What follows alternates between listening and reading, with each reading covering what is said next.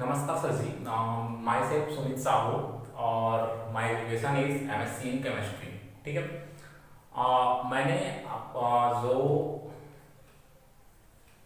YouTube channel है उसमें आपका एक जॉब ऑफर देखा जिसमें आपको टीचर्स की ज़रूरत है।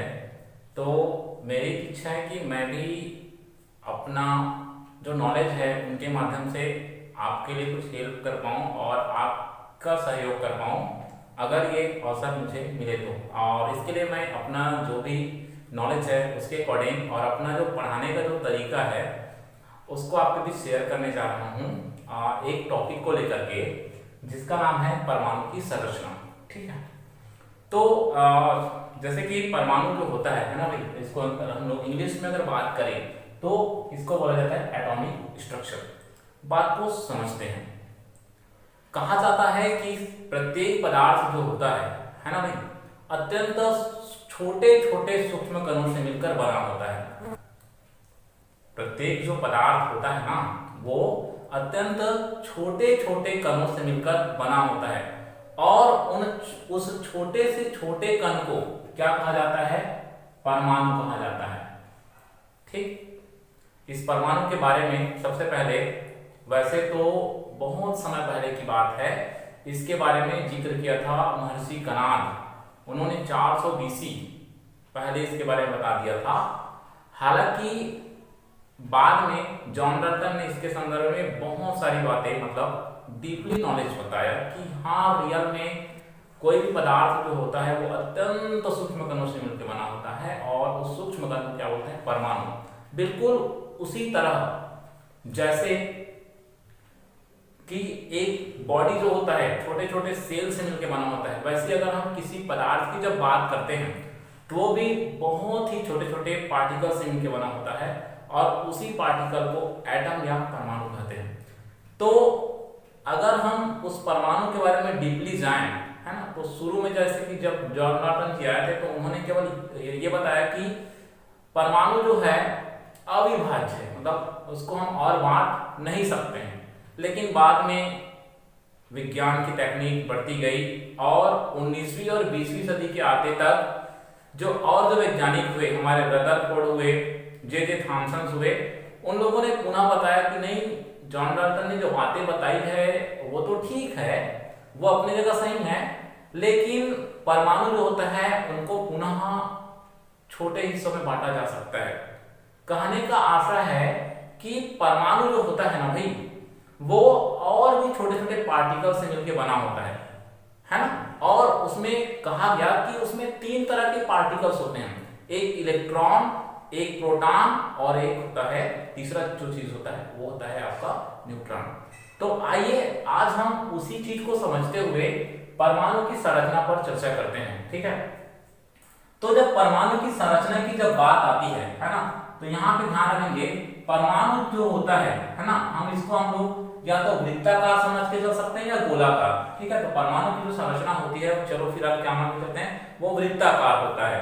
ठीक। और परमाणु की संरचना में कुछ इस प्रकार बीच में एक नाभिक होता है, बोलते हैं इस प्रकार।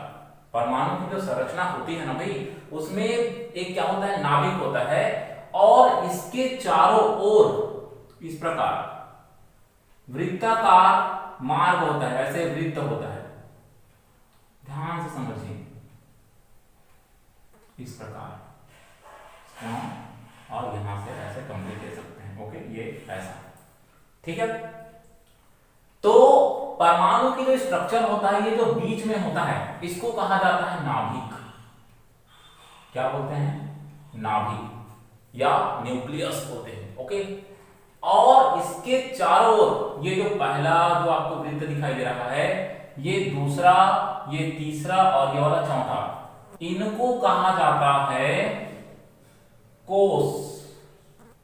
इंग्लिश में बोलते हैं इसको ऑर्बिट। ओके। ठीक है भाई। बीच में जो आपको दिखाई दे रहा है ये क्या चीज है? नाभिक है। और ये क्या चीज है? कोष मींस ऑर्बिट है। कहानी को समझिए।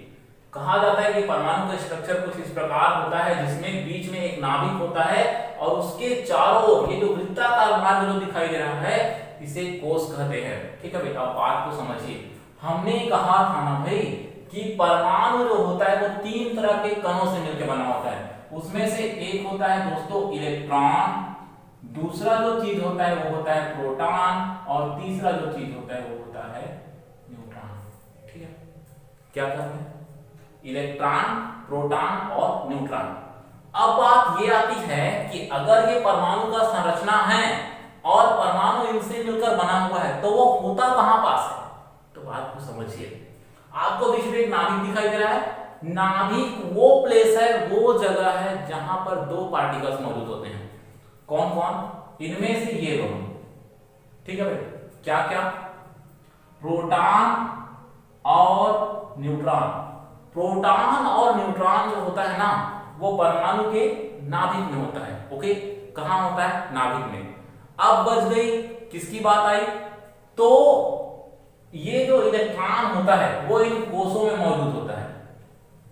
ये कोष, ये कोष, ये कोष, मतलब यहां पर कौन मौजूद होते हैं? इलेक्ट्रॉन मौजूद होते हैं। चलिए, ये भी बातें क्लियर हुई। परमाणु का ये स्ट्रक्चर हुआ जिसमें एक नाभिक होता है और उसके चारों ओर कोष होते हैं। थोड़ा और डीपली जाते हैं। नाभिक हो गया। यहां पर जो कोष आपको दिखाई दे रहा है, कोष जो दिखाई दे रहा है ना भाई, इन कोषों का भी नामकरण किया गया है। जैसे अगर ये नाभिक है तो नाभिक से सबसे पहले नंबर का कोष है, इसको कहा जाता है के। ठीक है भाई, इसको कहा जाता है एल, इसको कहा जाता है एम और इसको कहा जाता है एन। मतलब नाभिक के सबसे समीप वाला जो कोष है ना उसका नाम क्या है? के। उसके जस्ट बाद वाला एल, फिर एम, फिर एन। ओके, इसको हम इस प्रकार ही बता सकते हैं। नाभिक से पहले नंबर का है इसको बोलते हैं n बराबर 1 नंबर का कोष, मतलब फर्स्ट नंबर का कोष। इसको बोलते हैं n बराबर 2 दूसरे नंबर का कोष। इसको बोला जाता है n बराबर 3 नाभिक से तीसरे नंबर का कोष। और ये है n बराबर 4 मतलब नाभिक से चौथे नंबर का कोष। ओके, पुनः बात को समझिए। अब यहां पर एक ट्विस्ट और आता है। कौन सा ट्विस्ट? हमने कहा कि परमाणु की संरचना में जो प्रोटॉन और न्यूट्रॉन जो होता है ना भाई, वो कहां होता है? नाभिक में होता है। और जो ऑर्बिट होते हैं उनमें इलेक्ट्रॉन मौजूद होते हैं। तो हमारे पास जैसे यहां पर 4 ऑर्बिट आपको दिखाई दे रहे हैं, के, एल, एम और ये एम।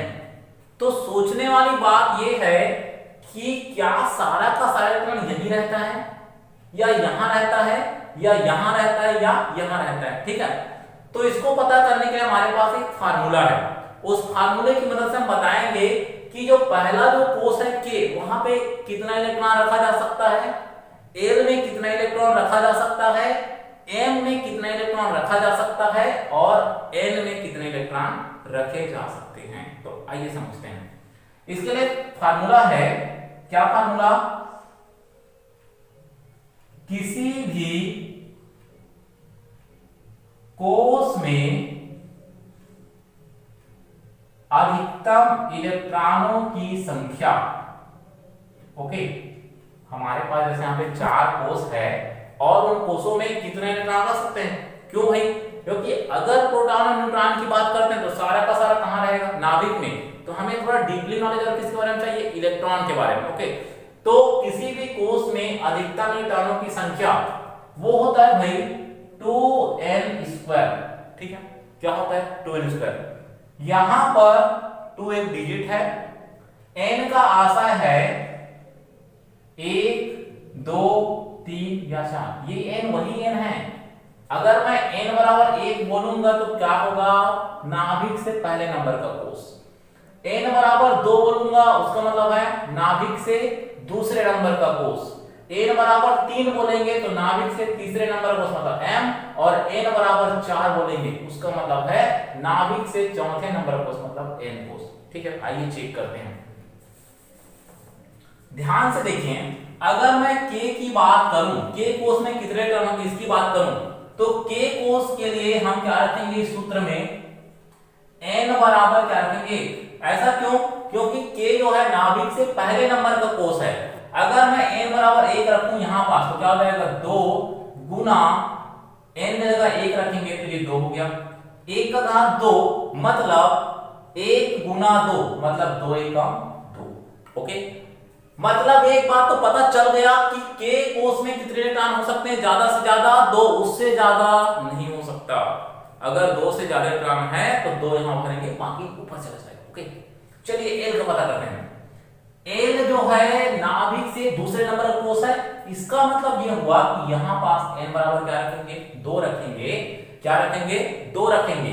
ओके, और जब एन बराबर 2 यहां पे रखेंगे तो क्या होगा, देखो 2 गुना एन बराबर क्या रखेंगे 2, तो 2 का घात क्या हो गया 2, तो 2 दूनी 4 और 4 दूनी 8, मतलब एल कोस में अधिकतम कितना इलेक्ट्रॉन रखा जा सकता है, 8 इलेक्ट्रॉन।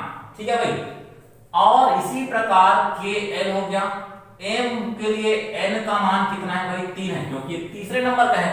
तो यहां पे क्या कीजिए, 2 गुना एन में क्या रखेंगे 3 का घात 2, हल करेंगे तो 3 का घात 2 मतलब 3 करीब 9 और 9 दूनी 18, मतलब के में अधिकतम 2, एल में अधिकतम 8 और एन में अधिकतम 18। अब एक और बच गया, उसको भी चेक कर लेते हैं। ओके, तो n में अधिकतम, n के लिए स्मॉल n की वैल्यू क्या चीज है 4 है, वो चौथे नंबर का कोस है। तो यहां पे हो जाएगा 2 गुना 4 का घात 2 मतलब 4 का घात मतलब 4 4 16 और 16 दूनी 32, मतलब चौथा जो कोस है उसमें आप अधिक से अधिक कितने इलेक्ट्रॉन रख सकते हो, 32। ठीक है भाई, आई होप आपको ये समझ आया होगा। मैंने अपना एक प्रयास किया, इसके कई सारे कॉन्सेप्ट है। अगर मुझे अवसर मिलेगा तो मैं भरपूर प्रयास करूंगा।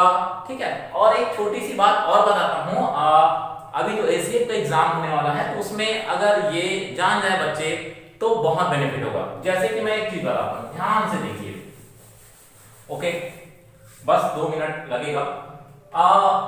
जैसे कि हम एक चीज सीखते हैं। ठीक है भाई, मान लीजिए हमारे पास ये सोडियम है, क्या है सोडियम। सोडियम का परमाणु क्रमांक होता है 11।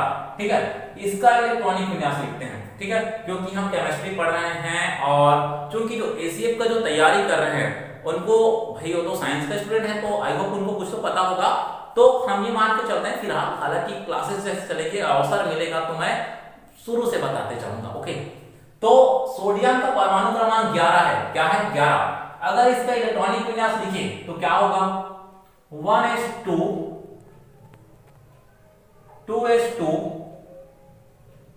2p6 और ये 3s1। ये कक्षकों में वितरण है, इसके बारे में हमने नहीं बताया है।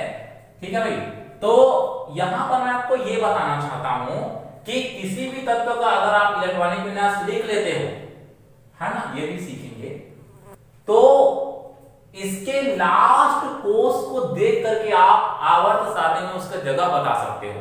ठीक है भाई, कि वो कहां पर मौजूद है। जो आधुनिक आवर्त सारणी होता है ना, जिसमें 18 वर्ग होता है, 7 आवर्त होता है, 4 ब्लॉक होता है, S, P, D और F, है ना भाई, ये होता है। चलिए यहां पे देखिए, इसको देख के ध्यान से देखिए हम बता सकते हैं। देखो यहां पर जो S जो आया, ये देखिए इसको भर देगा तो ये लास्ट में आया है। इसको देख के आप बता सकते हो कि ये कौन से जगह पर है। तो देखिए इस 3 से आपको आवर्त की जानकारी मिलती है। किसकी जानकारी मिलती है, आवर्त की। मतलब सोडियम जो है आधुनिक आवर्त सारणी में तीसरे आवर्त में है। कौन से आवर्त में, तीसरे आवर्त में। इससे यह पता चलता है कि वो कहां पर है, एस ब्लॉक में है। कहां है, एस ब्लॉक में है। और इससे यह पता चलता है कि वो एस ब्लॉक के कहां पर है, पहले वर्ग में है। ओके, आई होप ये छोटा सा प्रयास था मेरा। मुझे अवसर मिलेगा तो मैं बहुत अच्छे से प्रयास करूंगा अपनी नॉलेज को शेयर करने का। ठीक है सर जी, तो आशा करता हूं कि आपको मेरा ये क्लास अच्छा लगा होगा। ठीक है, फिर धन्यवाद, बाय।